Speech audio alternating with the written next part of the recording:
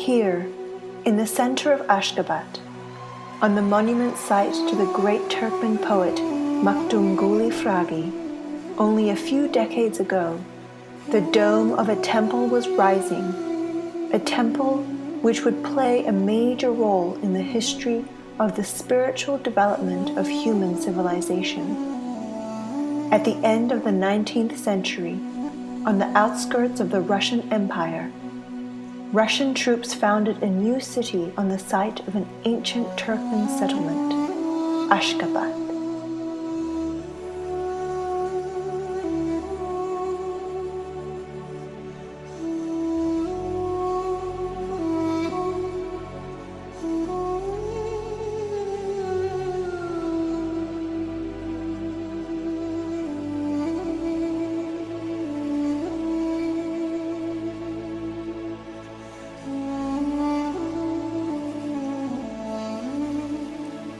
This was the site of settlement for the followers of a new religion, the Baha'i Faith, which was born in Iran in 1844.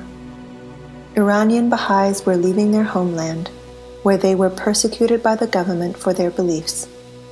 They traveled in groups on carts, taking Kushinskaya Road through Bajigaran to Ashgabat, the route which was suggested to them by Baha'u'llah, the head of the Baha'i Faith. For the first time in their heroic past, the migrants finally found refuge here in Ashgabat. Due to its strategic importance on the Iranian border, the Russian Tsarist government started massive construction here. The newcomers didn't have any difficulty finding well-paid jobs. Due to their virtuous lifestyle, they were readily accepted by the Russians and quickly prospered. A strong, independent, and unified religious community evolved, which became one of the most important contributors to the spiritual and social life of the city. Russian officers often talked to the Baha'is. They were well acquainted with the new religion, thanks to the numerous works by Orientalists. One of them was Officer Tumensky, who became a major researcher of the Baha'i Faith. He found, translated into Russian, and, in 1899, published the Kitab-i-Aqdas, Baha'u'llah's book which contains the main laws for the new era of humankind.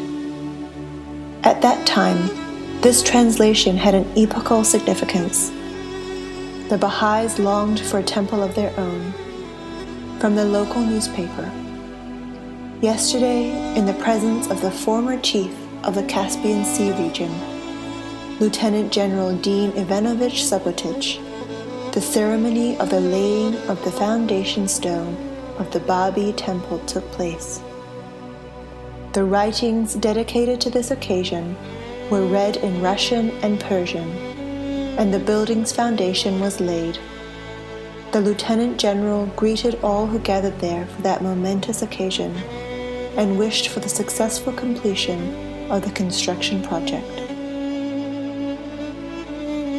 The construction of the temple was based on a sound design and promised to be beautiful. The Baha'is wanted the temple to be as splendid and beautiful as the Pearl of Asia, the Taj-Mahal in India. All matters associated with the temple's construction were in the capable hands of Haji-Mirza-Mohammad-Taghi-Afnan, a native of Yazd. This most faithful individual never spared himself, devoting his life to the cause of his faith. Back then, the representatives of many other faiths were watchful that the black-haired Iranian bricklayers wouldn't raise the dome above their own temples.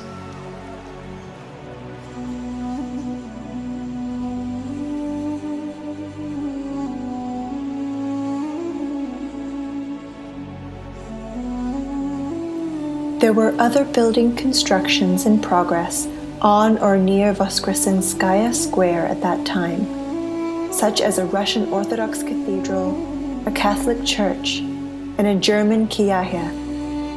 New administrative buildings, railroads, and bank offices adorned the city.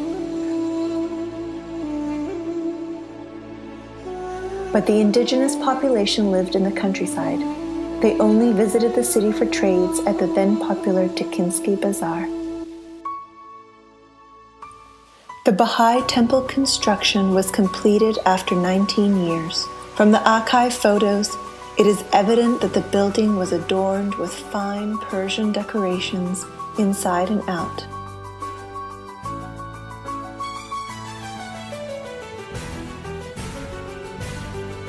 Eastern colors were present everywhere. The building plan represented a regular nonagon, a symbol of the Baha'i Faith. A massive door with a portal and 2 minarets on the sides faced the holy city of Akka. The temple dome rose high above the city of Ashgabat, and a beautiful garden surrounded the building. The elders recall that peacocks walked along its well-groomed alleys. In the memory of Baha'u'llah, Iranian Baha'is brought with them the stem cuttings of black roses, which Baha'u'llah loved so much. These roses took root in the temple's flower gardens. High literacy level was achieved in the community. 2 kindergartens were established. During the summertime, children were sent for vacations and camping to the picturesque and temperate locations in Bashkiria. A printing house was opened, which published school textbooks, Baha'i literature, and a magazine, The Sun of the East. By the 1930s, more than 4,000 Baha'is lived in Ashgabat, while only hundreds of the followers of the new religion were present in each of the various other countries. The greeting Allahu Akbar, which means God is the most glorious, could always be heard in the streets of our city. The temple's beautiful hand-carved doors were open to everyone, regardless of skin color or religious denomination, because, as Baha'u'llah said, we are the fruits of one tree. However, the militant atheism which spread through 1/6 of the world's land narrowly defined God's new revelation as yet another means of poisoning the minds of the working people. Per Soviet tradition, the temple was turned into a secular establishment. The National Museum of Art of the Soviet Socialist Republic of Turkmenistan used it for exhibitions. Churches and centers of other religions were also shut down in Ashgabat. Many believers were arrested and deported. The government began a program of expulsion of the Baha'is from the country. They were denied renewal of their registration. Almost all were imprisoned at some point in their lives. There were many prisoners, yet more and more new ones were arrested every night.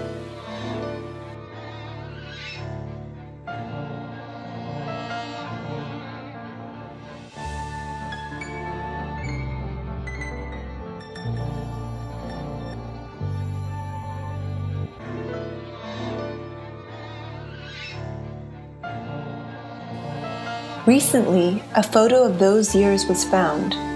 Former citizens of Ashgabat are pictured together in the Iranian city of Yazd. Here they are, our grandfathers and grandmothers, exiled and therefore never seen by us in our childhood. Despite the difficulties they experienced, and whatever sufferings they endured both in Ashgabat and Iran, even in those conditions they never lost the hope that one day the borders would open and the families would be reunited. But back then the Baha'i community of Ashgabat was banned. There could be no underground activities because, according to Baha'i law, one cannot oppose the laws of the government. In 1963, TNT explosives were laid under the temple's foundation. Partially collapsed walls, remnants of a fierce earthquake, were finally destroyed.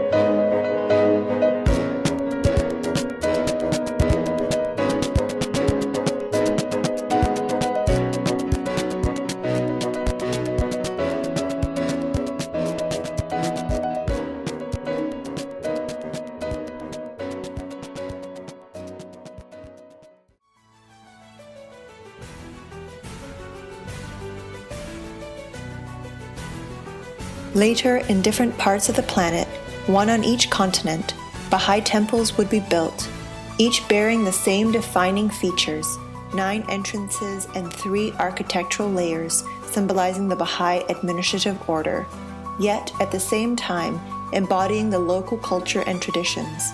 Nowadays, they are frequently referred to as the temples for all religions, the houses of worship of God, the centers through which the unification of the entire human race takes place worldwide. Such is the story of the Baha'i community of Ashgabat, established during the life of Baha'u'llah, the first Baha'i community outside of Iran, where the most important stages of the development of a new world religion took place.